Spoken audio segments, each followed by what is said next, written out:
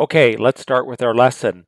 The first thing you want to do is make sure you're well organized so that you have your hard drive in. And once you start your projects, you want to make sure that you're using a hard drive and have easy to find your the files that you're going to look for, and make sure all of your video files are actually in folders that you can just very easily move over. And that way you can actually keep things quite organized.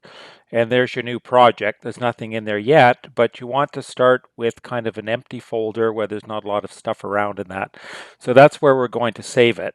Okay, then the next thing you do is you got to open Premiere. It takes a little bit of time to start, and you start with new project.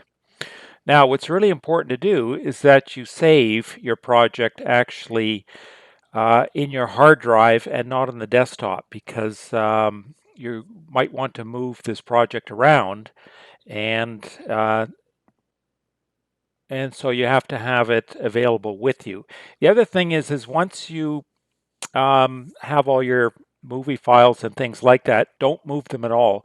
Keep them one place, because once you move them, what's going to happen is that the program that you're using won't be able to find them. So always keep all of your, let's say, movie clips, photos, whatever you're going to use, every single file, leave it in the same folder at all times. So make sure it's all organized before then.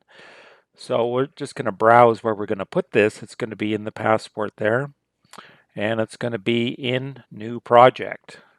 So you can choose that, and you should title it something. So we're going to call it demo. That's kind of a boring title, but that's what we're going to call it. And your capture format should be HDV if that's what you're using, but you should know beforehand what kind of files you're using. And hopefully all of your video files should be of the same type. You don't want to mix and match them too much. My earlier videos were quite mixed up with a lot of different files, but that was okay. All right, so there you start. Okay, here you have actually your working screen, and there's several things that you want to look at here. This is actually where, this is the screen where you'll be able to see what your video is. And this is your timeline. And it's here on the timeline that you actually put all of the video clips and things like that. And um, in this little box, this is your bin. And it's not just the bin where it says project demo, that's your bin, that's where you put all of your folders. There's your media browser, so you can actually look stuff up through there, but I think it's better just to dump things into the bin. And the one other thing that I want you to find here is the effects, because we won't be doing effects today, but at some point you want to know where all of the effects are, and that's where they are.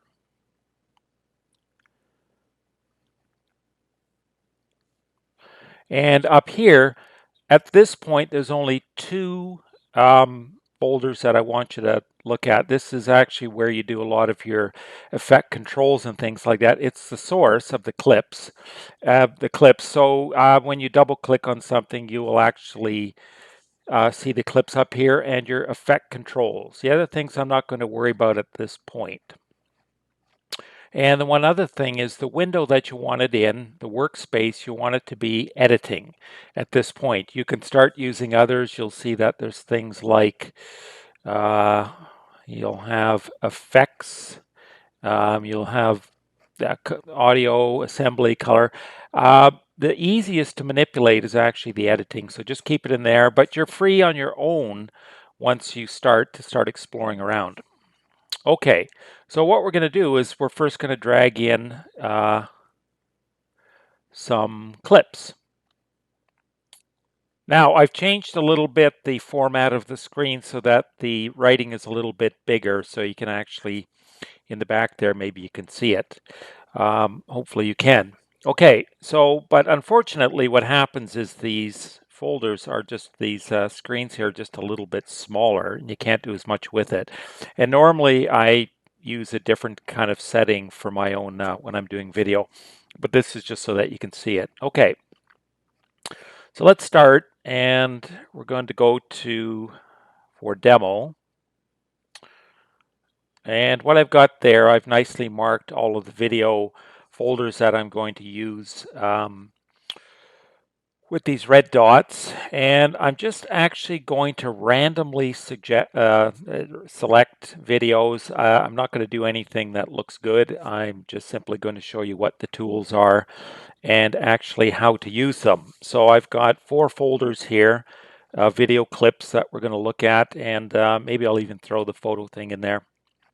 Okay, before we actually, here, I'll put the videos in first.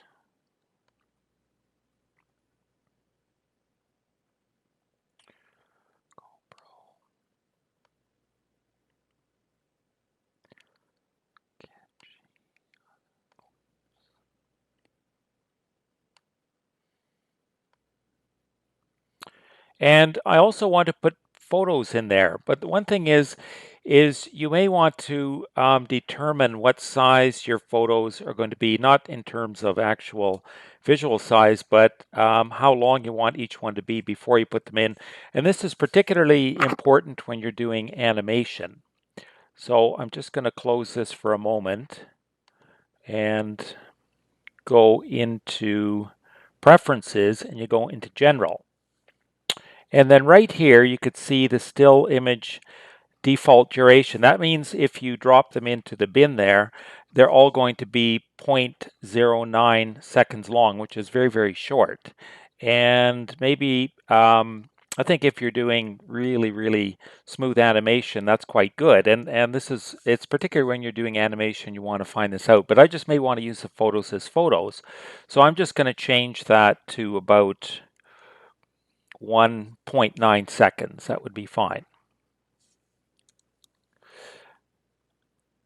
And let me get this back again. So I'm going to take the photos copy. I've just got a few photos in there. I think they're of a waterfall. So who knows? They may be pretty good.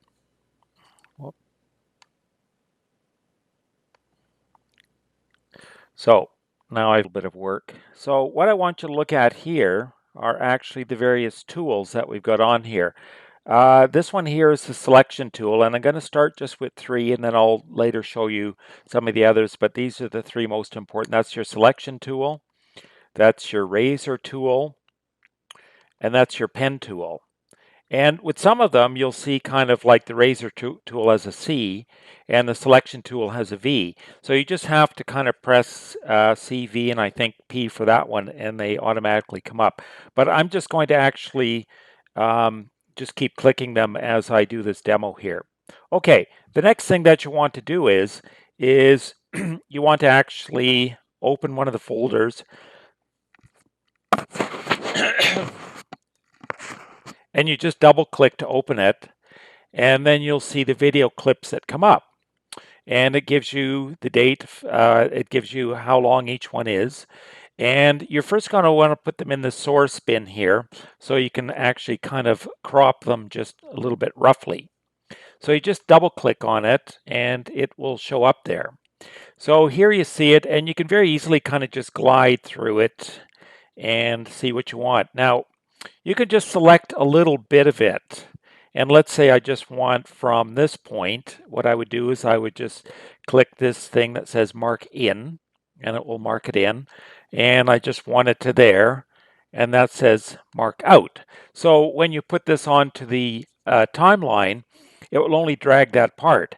Now on the timeline, you can actually drag it longer again because the original file is still there, but I just want that one little part of it. And in fact, I may want it a little bit shorter. So you just click and drag it onto the timeline. And there it will go. And then once it's actually on the timeline, you're going to see here these various, the V's and the A's. The V lines, those are video, and the A's, those are the audio. And you'll see here the lighter blue is the video and the darker blue is the audio. And there's your selection tool. And if you want to do anything to anything that's on the timeline, you just have to click on it. Now you noticed that when I clicked, both the video and the audio lit up. That's because I have this clicked, which is the link selection. If you unclick it and then you click just one of them, let's see, I have to unclick it. Then just one will highlight. And that's useful to know in case you just want to operate on one of the two parts of the video. Generally, you want to keep them linked up, particularly if you're cutting them and things like that. Now, you can't see your entire clip here. So down below, here's your zoom tool. You can kind of zoom right in to a single frame if you want, or you can kind of zoom out. Okay, so right now I've got one thing on the timeline, and then you just have to press play or click the space button, and it plays. There we go. Now I want to get some other clips in there, and I want to kind of put them in a variety of ways. Now, this here is your cursor, and it's really important to remember where your cursor is, because if you click copy and paste, it's going to paste it exactly where that cursor is, right there. So always remember where your cursor is, and using your direction keys, you can actually move the up and down ones, move it an entire chunk, and the other ones, the side to side ones, move it actually just one frame at a time. So if I want to add something to this, I make sure it's right at the end of that. And so when I go up here to add something else, then it will put it exactly there. Now, I'm first of all just going to take a little bit more of this, maybe a little bit more fire, and I'll just do a mark in. You can also do mark in and out just with the letter I and O. And that sometimes, it's much easier just to use the key shortcuts, but you can't always see what I'm doing. But there, I just press the I, and it's selecting that. Now, there are these buttons down here that you can actually use to insert the video into the into the into the timeline. So think about again where the cursor is, and if you want to actually drop it, insert it so it moves apart the other clips, then you click that one, and you can just see I'll click that and it inserts it right there. But I want to undo it, just do Command Z, that undoes it. Let's say I want to put it in front of there and I press the insert, it will actually push the other one over. That's kind of important to know. But if I actually want to overwrite something, let's say halfway through here, I want to insert the other clip and have it wipe out the existing one, I just press that. You can see that it actually plunks it right down in the middle there. Okay. So I'll drag this along a little bit. Those are actually longer clips than I actually had intended. So you can just see it'll be right there in the middle.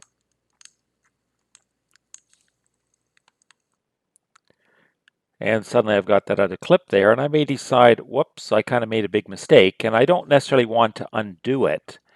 So here's one of the things that I could do. I could just click on that one and I could delete it. And you think, oh no, I've got a big space in here again. So I could just actually delete this one also. And I could take my selection tool and just, you'll see where there's that little arrow pointing back. I could just drag it along and get my original file again.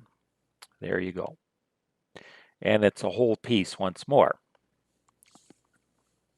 Now, what I'm going to do is I'm just going to drop this one. I'm just going to insert at the end. If it's at the end, whether you do overwrite or stop really makes no difference. So there you go.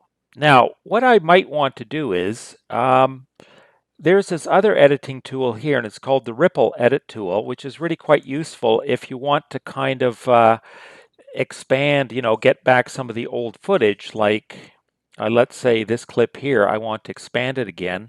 I can actually expand it and it will push the smaller clip out of the way. I'll just show you here. I can push that over. Whoops, sometimes it takes a few takes to get it.